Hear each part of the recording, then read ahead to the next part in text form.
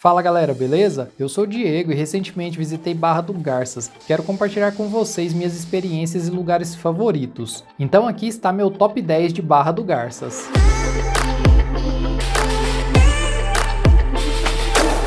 Localizado no estado de Mato Grosso, às margens do Rio das Garças e Araguaia, bem na divisa com o estado de Goiás, Barra do Garças tem se tornado um destino cada vez mais procurado quando o assunto é cachoeira ou trilha. De carro, ela está a aproximadamente 5 horas de Goiânia ou 7 horas de Cuiabá ou Brasília, mas também recebe voos com conexão em Cuiabá. Vamos começar esse vídeo falando sobre os rios e suas praias. Bem na entrada da cidade, ao cruzar a ponte, vemos a junção do Rio das Garças com o Rio Araguaia. Do lado goiano temos a cidade vizinha de Aragarças. Com a baixa dos rios aparecem as praias, como a praia do Quarto Crescente, onde são montadas barracas com diversas opções de alimentação, música ao vivo e o pessoal aproveita o local para tomar banho e se refrescar nas águas próximas à junção dos dois rios. No Porto Baé, em Barra do Garças, temos diversos restaurantes, como o Tucunaré na Telha, que fica em uma balsa à beira do rio. Tem um restaurante Canoa e até uma loja da rede de fast food Subway. No local também acontecem shows ao vivo na alta temporada. O Rio das Garças é um dos principais afluentes do Rio Araguaia e nele também encontramos algumas praias com areia branquinha, ótimas para banho e para acampar. E claro, com barracas e variadas opções de comida e bebida. A Serra Azul, um braço da Serra do Roncador, torna linda a vista de qualquer ponto da cidade. Nela está instalado o Parque Estadual da Serra Azul. Conta com cachoeiras, mirantes, Cristo Redentor e até um discoporto.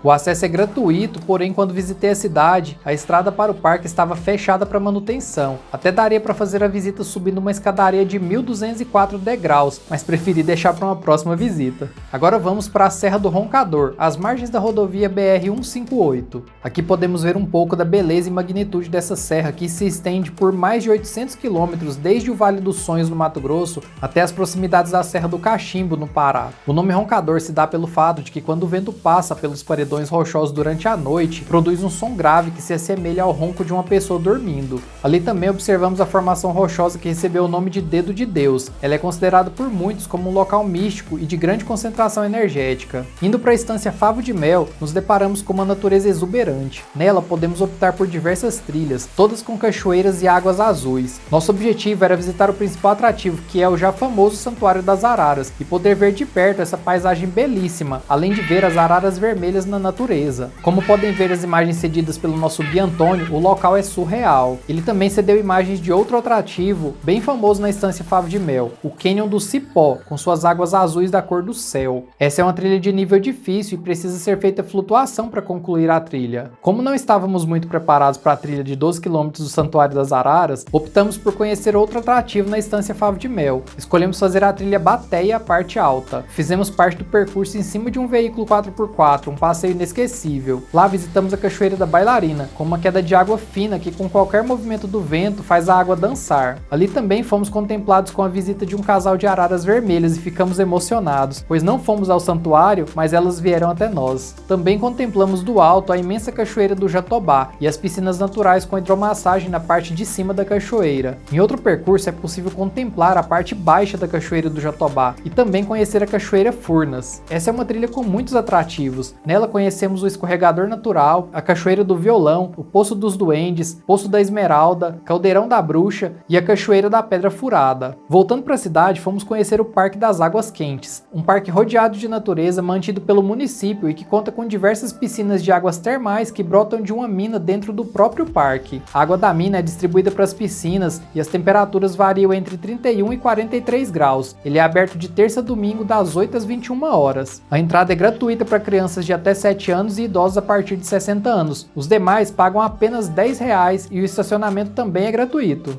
Agora partimos para a Fazenda Recanto da Serra. Aqui fizemos uma trilha de nível leve a moderado. Uma trilha linda, margeando o rio com paisagens belíssimas. Recebemos as boas-vindas de uma borboleta azul, contemplamos uma árvore pau-brasil centenária, diversas aves das mais variadas espécies e até um coati solitário. Mas a emoção mesmo foi chegar na Cachoeira Azul e ficar sem palavras com toda sua beleza. Senti uma energia muito forte no local, uma conexão profunda com a natureza e com meu eu interior. O Antônio, nosso guia, disponibilizou caiaques que ele deixa ali no local, para que possamos contemplar a cachoeira de outros ângulos. A cachoeira ainda possui na parte alta um poço com água azul reluzente. Lá é possível fazer a flutuação azul das águas, porém não dá para fazer as duas partes, a baixa e a alta, no mesmo dia.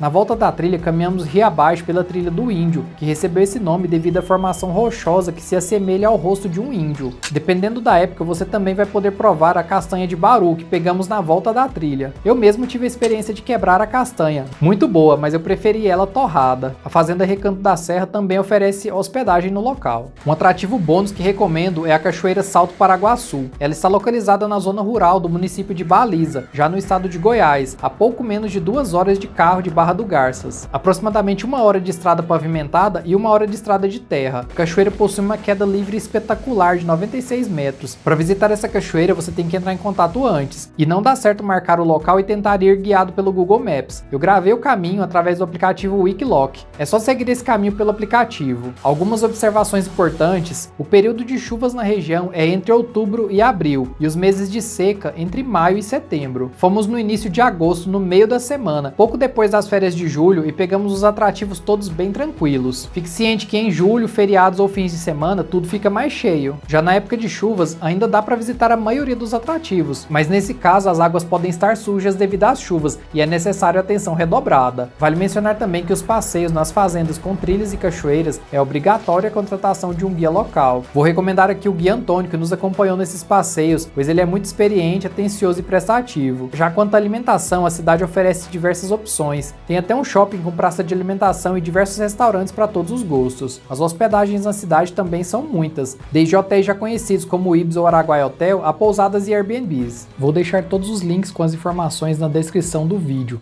Então esse foi meu top 10 Barra do Garças. Tem tantos outros lugares que não consegui visitar que terei que voltar para fazer uma parte 2. Me diz aí nos comentários qual é o seu lugar favorito. Eu sou o Diego e te vejo por aí, viajando e passeando.